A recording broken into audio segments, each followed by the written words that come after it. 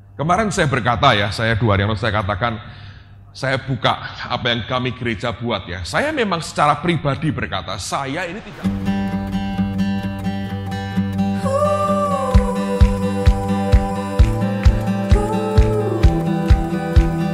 Saya ini tidak mau jadi Tuhan. Karena ada orang punya pandangan begini. Oh, Victor ini kan baru-baru, lebih junior dari saya. Dia perlu merasakan penderitaan.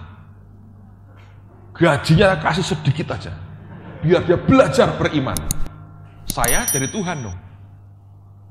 Ngerti? Saya jadi Tuhan. Nah, orang cenderungnya begitu. Anda akan melakukan orang lain seperti perlakuan yang pernah engkau alami sebelumnya. Nangkap ya? Orang yang dilukai hatinya cenderung melukai orang lain.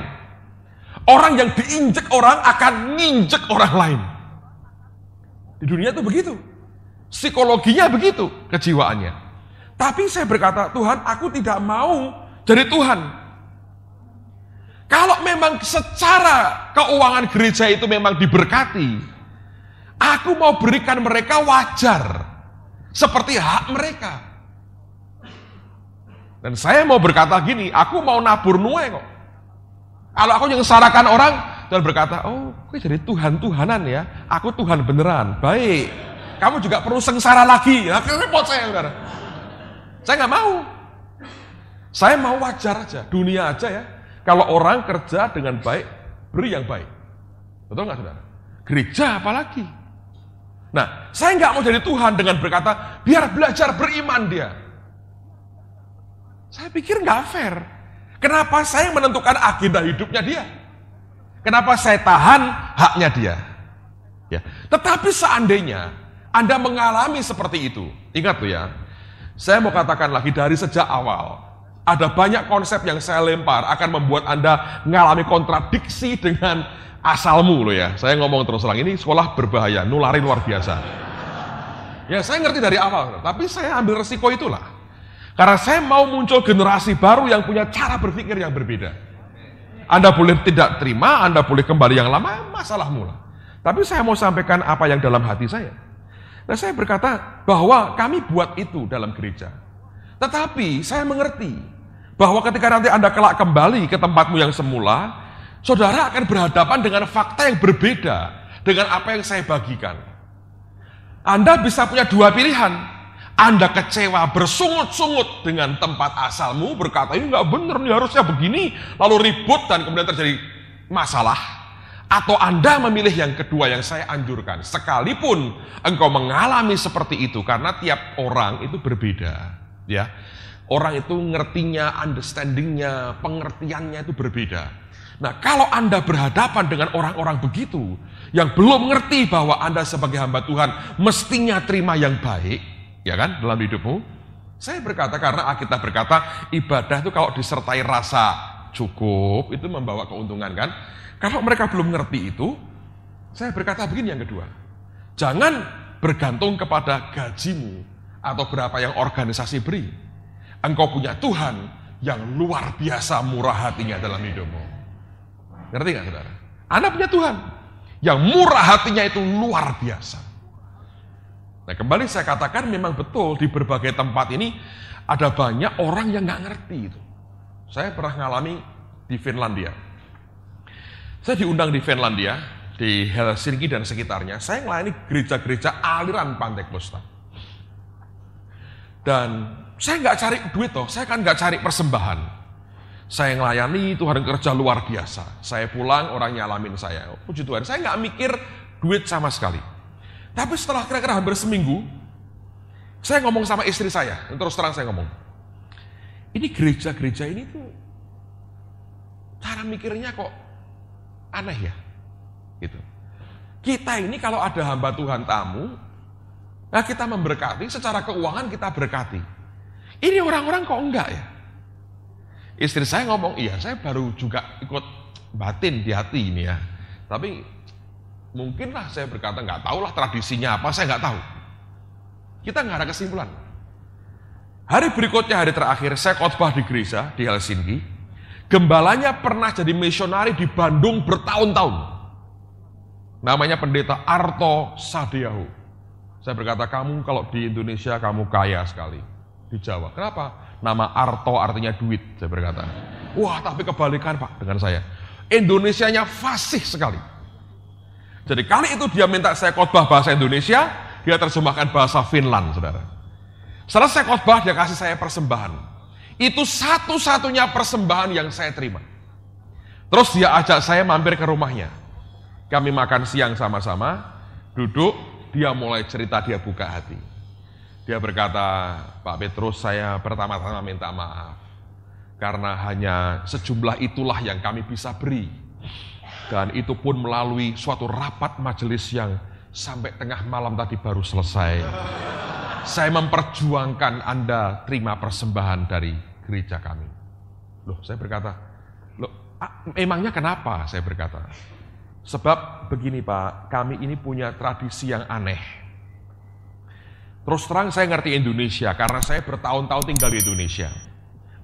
Saya tahu kalian itu orang yang murah hati. Orang yang ngerti memberi, jauh dari kami. Dan dia ngomong gini, saudara. Saya ini sebetulnya di gereja ini beratnya luar biasa.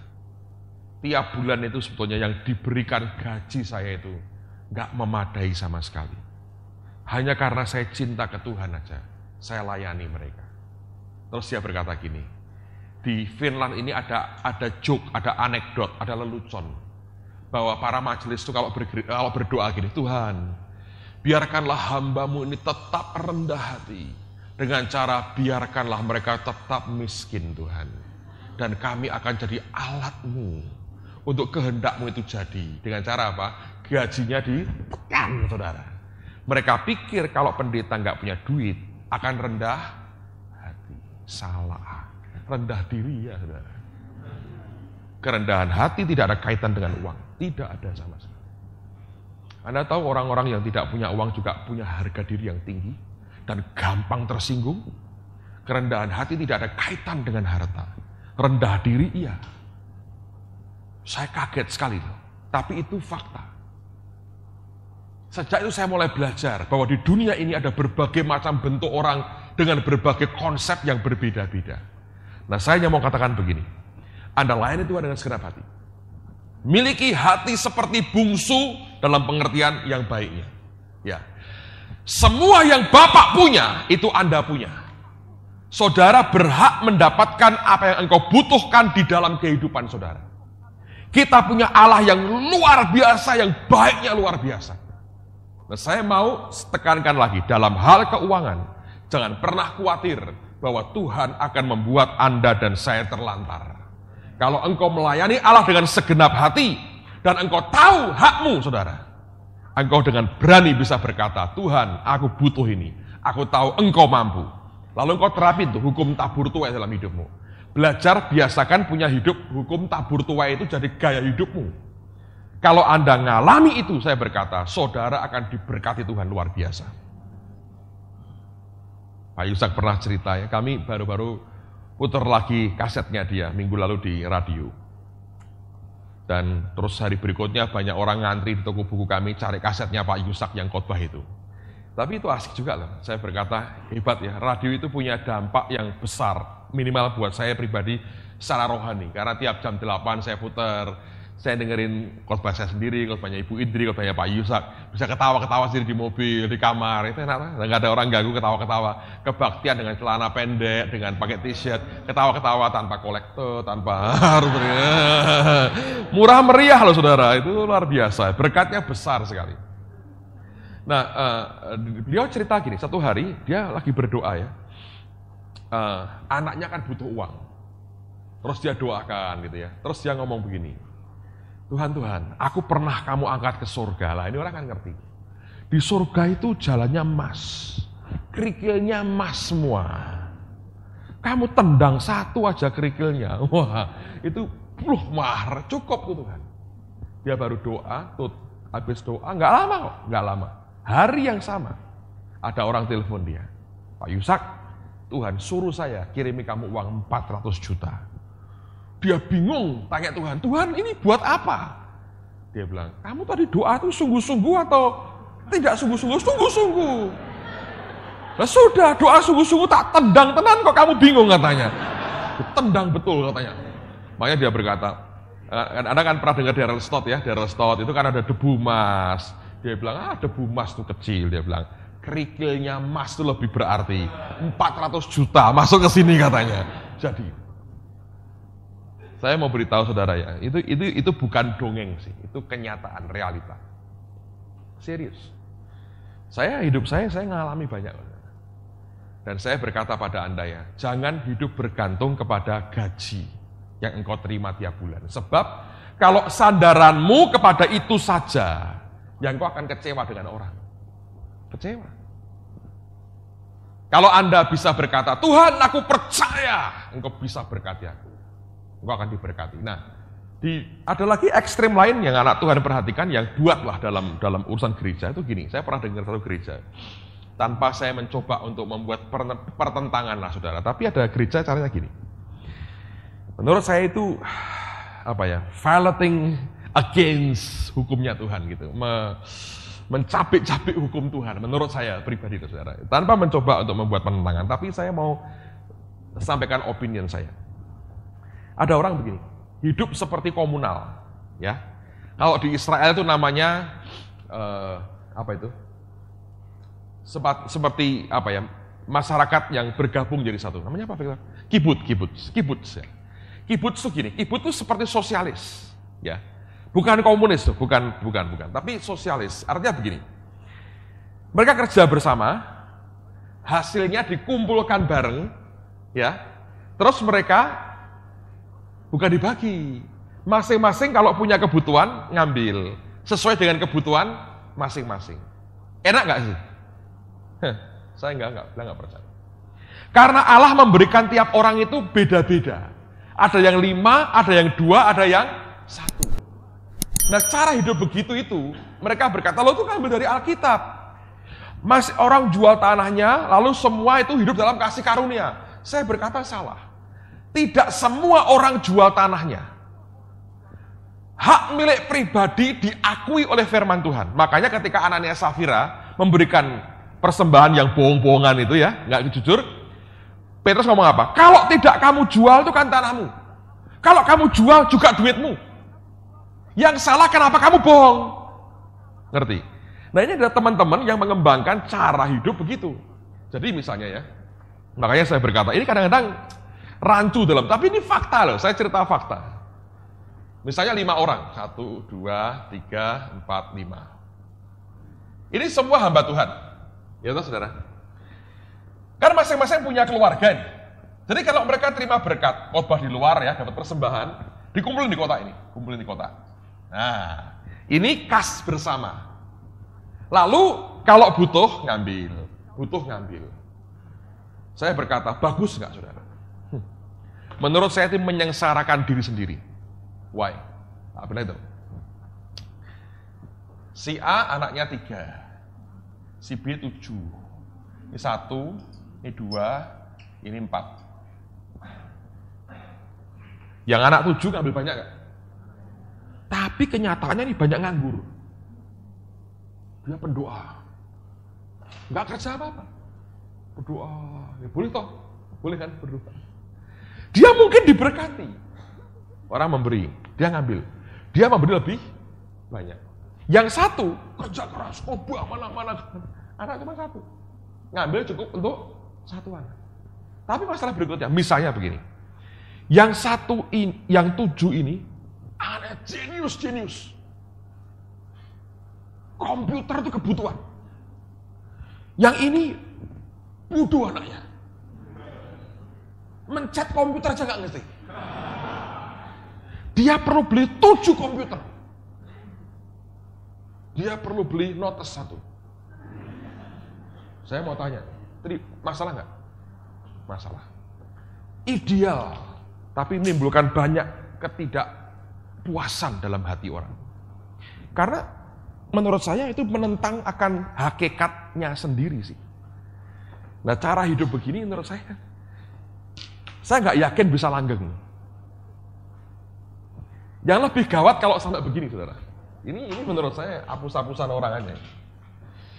5 orang pemimpin gereja. Yang tiga ini pengusaha. Ini pendeta, yang dua. Kenyataannya ya, yang dimasukkan ke sini, apa yang si pendeta ini buat? Hasil dagangnya ke kas masing-masing. Ayo. Nah, saya pernah lihat.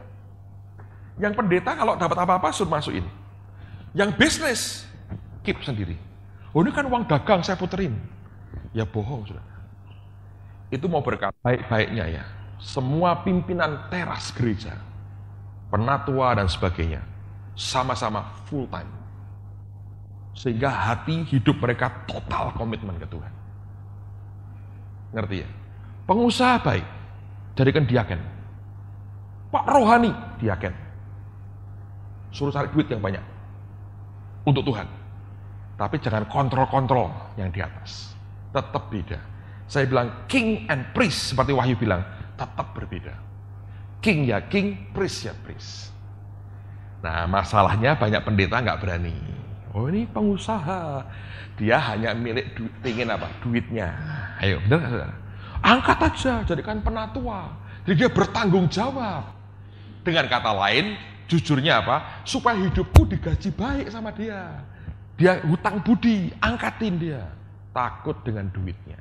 Dan itu sudah tidak jujur lagi. Ya, teman saya pengusaha ngomong gini. Dia yang paling keras ngomong soal ini, saudara. Dia pengusaha. Dia berkata gini. Orang kayak aku, dia bilang. Aku memberikan tiap hari itu berapa jam dari hidupku sih? Untuk pekerjaan Tuhan di gereja. Sebagian besar waktuku untuk bisnis, mengembangkan usahaku, kekayaannya untuk aku. Bagaimana aku yang paling-paling sejam sehari mikirkan gereja, bisa menentukan arah gereja, lebih daripada orang yang total memberikan waktunya untuk Tuhan dalam gereja itu. Dia bilang, gimana pembenarannya? Dari situ dia sadar, aku nggak bisa ngomong banyak. Kalau pertimbangan diberikan, aku memberikan pertimbangan dan nasihat. Tapi bukan keputusan apa-apa yang mempengaruhi apapun. Saya bilang, wah ini orang bagus. Makanya ya, kalau dia memberi sesuatu ya, untuk si pendeta ya, dia nggak pernah ngomong dari saya. Tidak pernah. Dia bilang apa? Aku tidak mau dia utang budi dengan saya. Ini kewajibanku. Tuhan suruh. Jadi berkata, pada kami ini uang masukin di gereja, tapi ini untuk ini. Kamu salurkan, gereja yang nyalurkan untuk si hamba Tuhan. Ini pendeta nggak tahu, orang ini di belakangnya. Ngerti? Hubungan atau baik, dia berkata, kalau aku salah, aku takut dia nggak berani negur aku. Gara-gara sungkan karena masalah uang. Dan utang budi. Nanggap saudara. Saya ceritakan semua kenyataan fakta di lapangan. Supaya kita tidak jadi orang yang hanya utopis. Berpikir yang muluk-muluk, yang ideal tanpa lihat akan dasarnya kenyataannya. Nah sekali lagi saya berkata, ini akan sesuatu yang berbahaya loh buat hidupmu. Bisa contagious sekali. Tapi saya berkata tetap ini hal yang penting buat kehidupan kita. Ingat ya, si bungsu ini berkata, harta kita. Nah kalau kita bisa mengerti bahwa ini harta kita, ya luar biasa sih. Saudara akan bisa menikmati yang baik dari Tuhan. Kemarin kan saya cerita, saya doa, saya bilang, Tuhan aku pengen liburan. Tak lar betul saya, karena sibuknya. Saya berkata, aduh, saya perlu beberapa waktu lah, hanya untuk just away, itu, agak menjauh dari kota dan cari Tuhan, tenang, relax, dan tidak tiap hari gitu. Karena banyak sekali yang dikerjakan. Nah saya berdoa, boleh nggak Tuhan aku jalan-jalan ini? Anak-anak mau liburan, boleh nggak aku ajak anak-anak liburan? Saya bilang, saya mau ke Vancouver lah. Dia bilang, boleh. Nah dia bilang, boleh, saya bilang, ya kasih duitnya dong. Masa saya harus kerja sendiri, cari pinjaman utang sana sini? Nggak bener dong, saya berkata. Kalau boleh, saya minta berkati saya. Berkati, luar biasa. Persis kebutuhan saya, itu ada 2 orang yang ngasih. Dalam jumlah yang persis yang saya butuhkan. Ajaib ya Tuhan itu. Tuhan itu luar biasa. Jadi kalau kita bisa ngerti apa yang sedang Allah mau siapkan buat kita, Anda hidupmu tenang aja, relax. Sebab Tuhan paling ngerti kebutuhan kita. Masalahnya engkau bisa nggak bergantung kepada Dia. Amen, saudaraku. Nah, saya mau beri new insight kepada Anda. Yang kedua, apa yang sebetulnya kita bisa pelajari di sini? Perhatikan bahwa Pastor Harold ngajar ini bagus ya. Dia ngomong begini, ada dua level doa atau permintaan yang diajukan si bungsu. Kalau Anda hadir pada hari Sabtu yang lalu, Anda akan ngerti. Yang pertama, ayat yang keberapa itu? 12, coba kita bacain.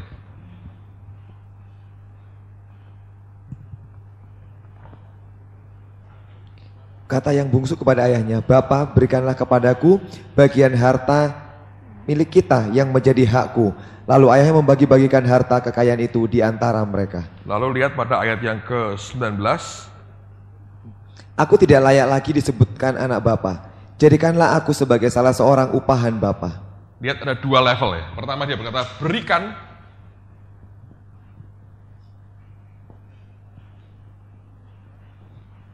Yang kedua apa? Jadikan.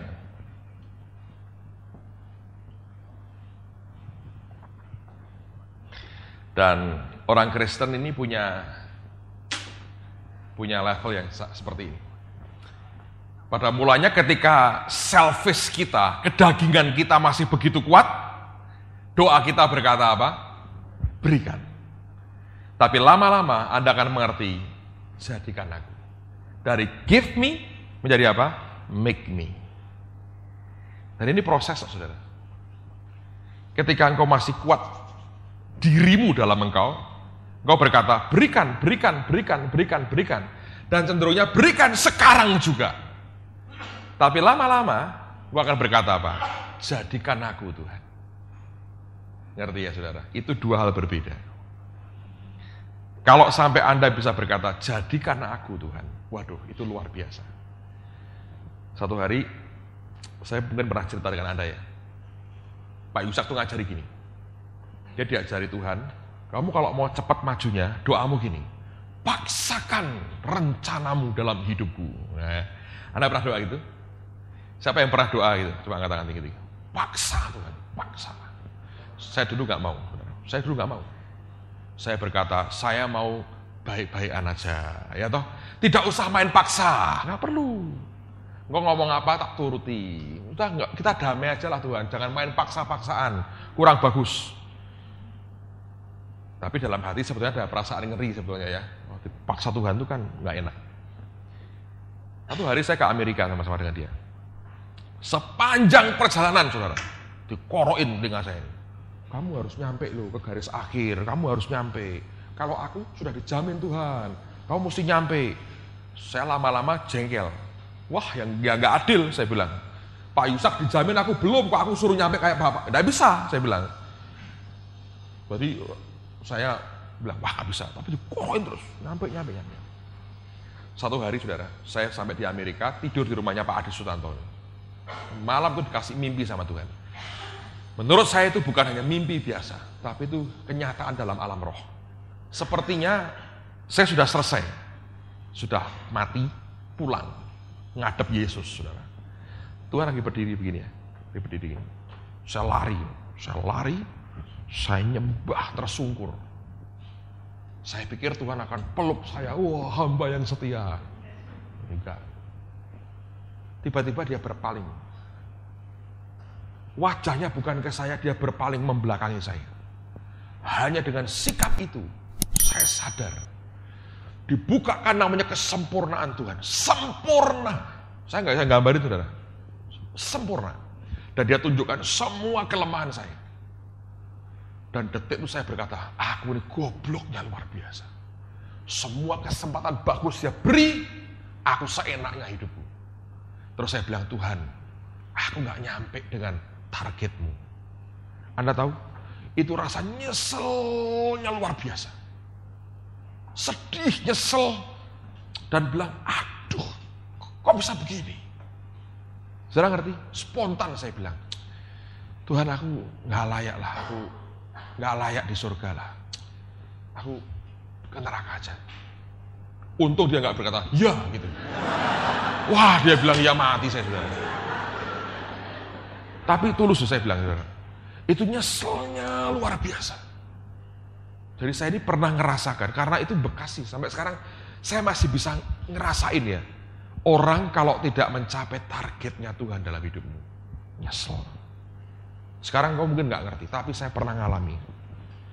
Untung dia bilang, ya sudah sana, waduh langsung. Tapi dia diam aja, saya bangun. Saya bangun, saya berlutut. Saya bilang, Tuhan ini ada apa? Ada perasaan galau di hati ya, kecewa, nyesal dengan apa yang saya buat selama ini. Kuat, bangun tidur itu masih kuat. Sampai even hari ini, saya masih ngerti bekasnya masih ada, saudara. Terus sejak itu ya, saya mulai berdoa, ya Tuhan aku ngerti dah. Jadi kalau orang ini gak kamu paksa, gak bisa. Itu pertama kali saya doa kayak begitu. Besoknya saya ketemu Pak Yusak. Retret sama-sama, makan siang, saya bilang, Om aku mau ngomong pribadi. Saya cerita begini. Terus saya bilang gini, loh kamu itu mau ngadep Tuhan sebetulnya ya. Sebetulnya kamu ngadep Tuhan itu kamu mau apa? Oh laporan. Loh, kamu laporan itu lapor apa? Tugasku. Loh, yang kamu laporkan itu kerjaannya siapa? Tiba-tiba kayak barang meledak di pikiran saya. Iya ya. Bukankah kita berkata, baik kemauan maupun perbuatan itu Tuhan yang mengerjakan di dalam kita. Loh kok saya melaporkan pekerjaannya? Salah. Selama ini saya pikir aku ini lakukan yang luar biasa. Makanya ya saya baru ngerti gini. Daniel waktu berdoa, dia nggak berkata, Tuhan bukan karena jasa-jasaku aku berdoa. Tapi karena kasih setiamu. Ketika dia berseru ke Tuhan, bukan karena jasanya, tapi karena apa? Kasih setia Tuhan. Jadi kita ini sebetulnya ya saudara ya, saya gini-gini ini bukan apa-apa sebetulnya. Saya melakukan yang Tuhan mau saya lakukan. Jadi kalau nanti ngadep Tuhan, ini semua engkau. Makanya ya nanti lihat, orang yang dikatakan sebagai domba, kan dibilang, kamu nih domba ya, ketika aku lapar kau memberi aku makan, ketika dalam penjara kau mengunjungi aku, ketika aku telanjang kau memberi aku pakaian. Dia bilang, kapan Tuhan tidak merasa berbuat apa-apa? Ngerti semua ini Tuhan yang melakukannya. Jadi orang ya ngerti.